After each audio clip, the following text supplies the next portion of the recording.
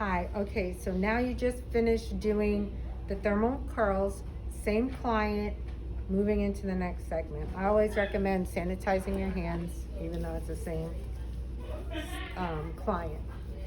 So I'm gonna take out my clips.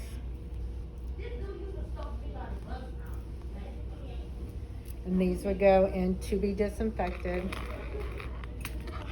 And then the hair. You know, my water bottle, I'm gonna quickly go through and saturate the hair.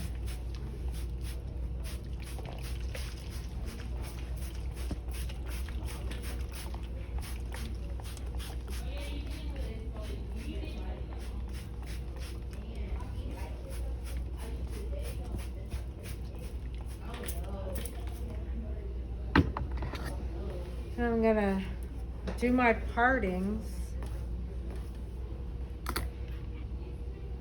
starting with the mohawk section and top.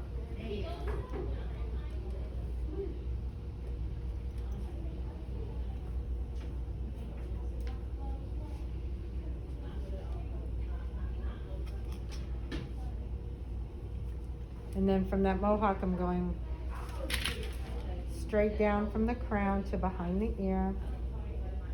You don't want to take a lot of time doing your partings. You're just trying to have control and separation from each section.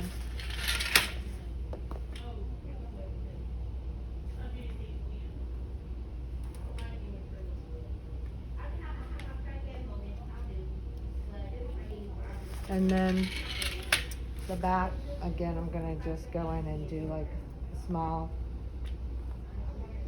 mohawk section in the middle.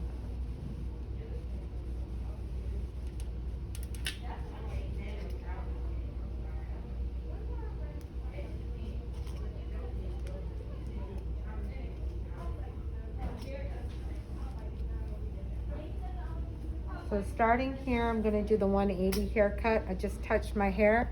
That means I have to sanitize my hands. Anytime you touch yourself, sanitize or put your hair in a ponytail. I need to cut at least an inch off.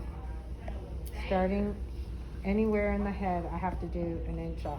So it's better to just go ahead and plan on doing 2 inches to make your life a little bit easier. Going in, taking relatively larger sections than I probably would in a regular haircut, just for time's sake. If it doesn't reach when you're over directing this hair to the top, you don't have to cut it. Now I'm going to shift to the middle mohawk section. Standing on the side, you might have to adjust your mannequin head by turning it to be able to do that. Here's my guide. I'm now going into a traveling guideline.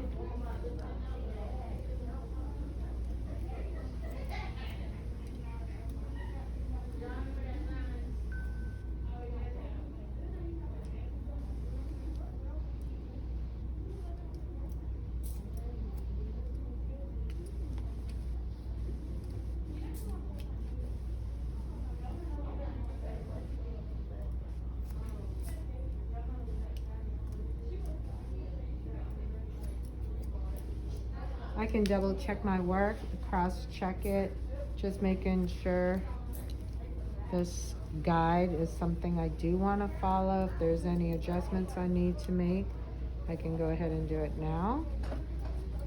Now I'm going to trust that guide, and I'm going to divide the guide in half, and the half of the front is going to go to this side, and then the other half is going to go to this side, and I'm going to return to the back. It doesn't matter which side I'm going to do. Using my guide from that center mohawk section, I'm going to take horizontal partings, over direct it to my stationary guide,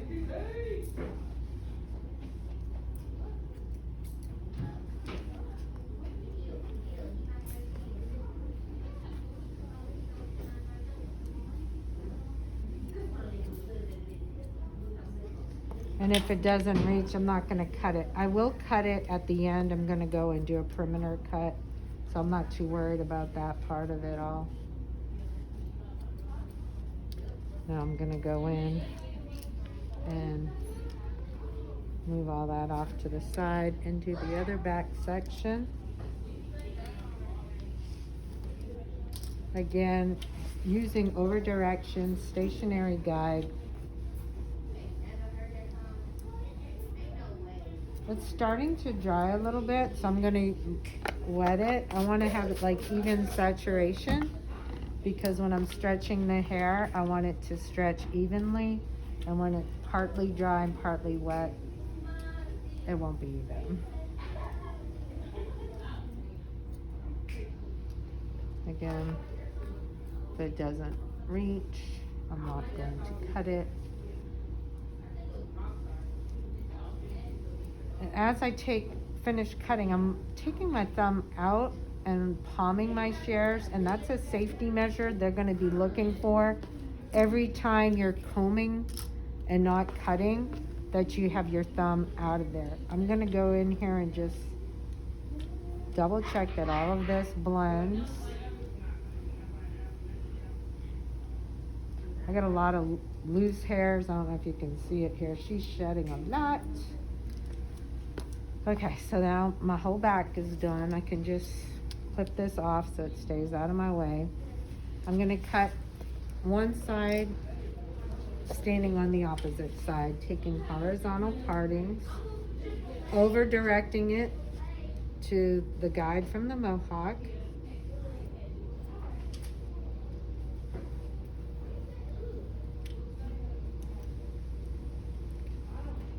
You shouldn't have to guess. It should be clear as day where your guide is. Again, taking my horizontal sections, over directing it to that stationary guide. This is way too much for me to hold, so I'm going to take part of that.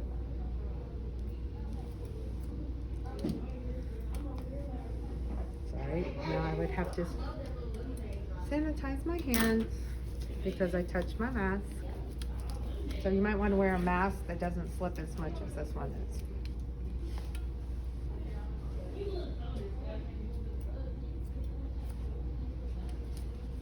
And this last little subsection, again, it's very big.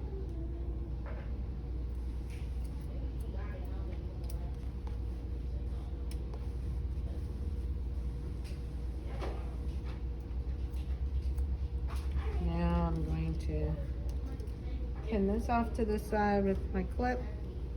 Again, I'm rotating to the opposite side, over directing to the center.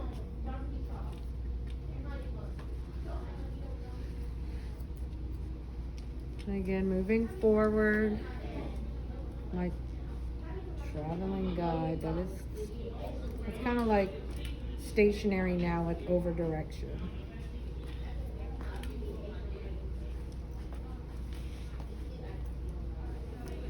Again, this is way too much for me to hold. It is drying out a little bit, so I can wet it a little bit. Take only what I can control.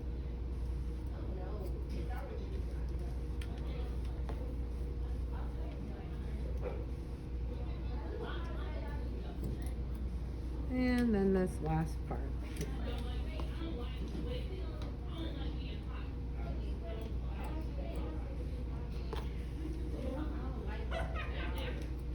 Okay, so now I got both sides done. Now I'm going to cut the back and then the sides.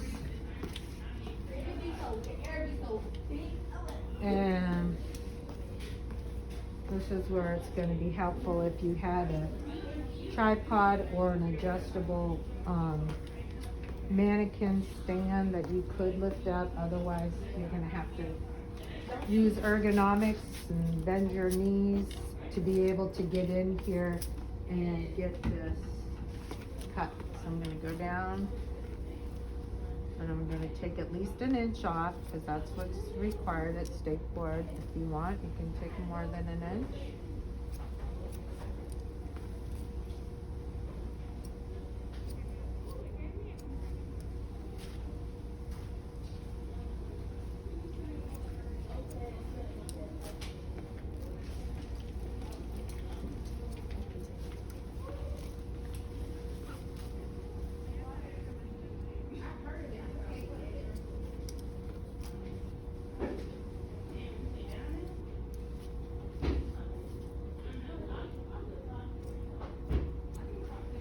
Go to the side.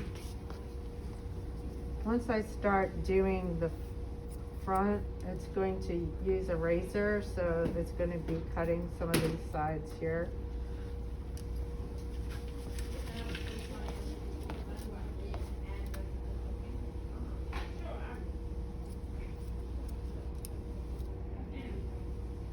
So now I'm moving to the front.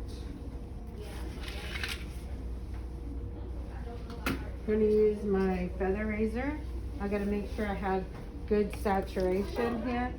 Make sure you cover the eyes when you're spraying with water because this is supposed to be a human, even though it's a mannequin. I'm going to comb it slightly forward to get my guide going. I'm going to use elevation and tension, and then I'm going to be putting my thumb here, these two fingers, ring and pinky, and I'm going to hold down and I'm going to cut the hair. This will not make a straight line. This is going to make it jaggedy, and that's okay. So don't stress out thinking, oh my gosh, it's not even. It's not supposed to be. I can go in and I'm using elevation and I'm blending. I'm going in and angling it around her face.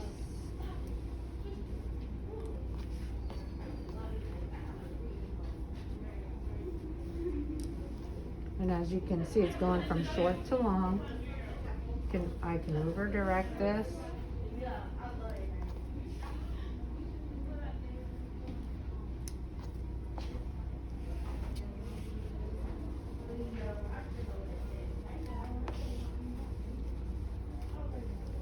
And do the other side.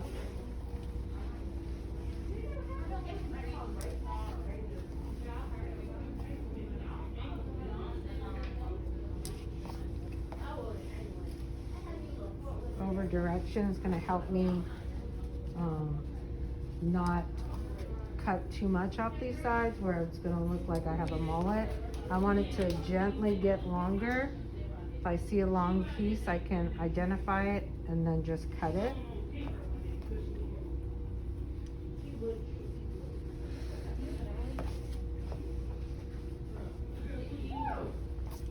And then I'm going to go back with my shears now and do any type of refinement. If I want, I can point cut, I can go in with an angle, but just note, I just did a razor all around here, so I don't want to go in and put a straight line in there, because the whole purpose of using the razor was to get these little jaggedy lines. Now, if there's a couple little hairs there and there you don't like, you can go in and do an adjustment. But what I'm trying to do now is to make sure my sides line up and match, and that my back matches. If there's any little refinement I need to do, I can go in there and do it.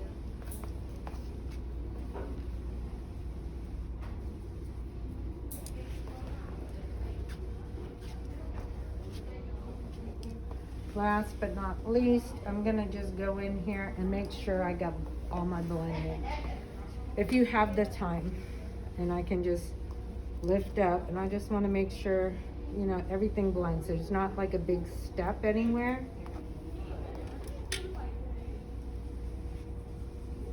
And everything blends, and there's not a big step. There's a lot of little hairs just loose in here because she's shedding from all this color.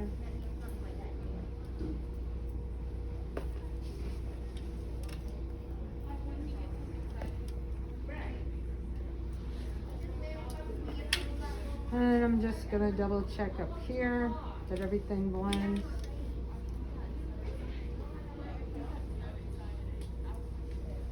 And it does. All those other things are loose. This is good. And then to indicate you are finished with the cut, you'll step back.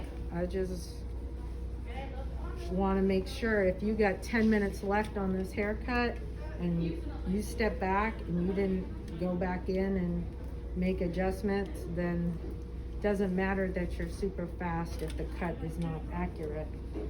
So I'm going to indicate I'm finished. So I'm going to step back. I can put my shears and comb down. I can sanitize my hands.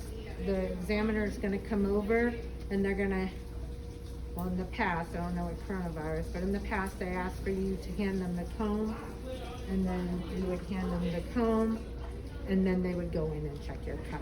Once they indicate you may clean up, you're going to shake off your cape, clean up the area of the table that has hair, and then sweep, and then dispose of all the hair.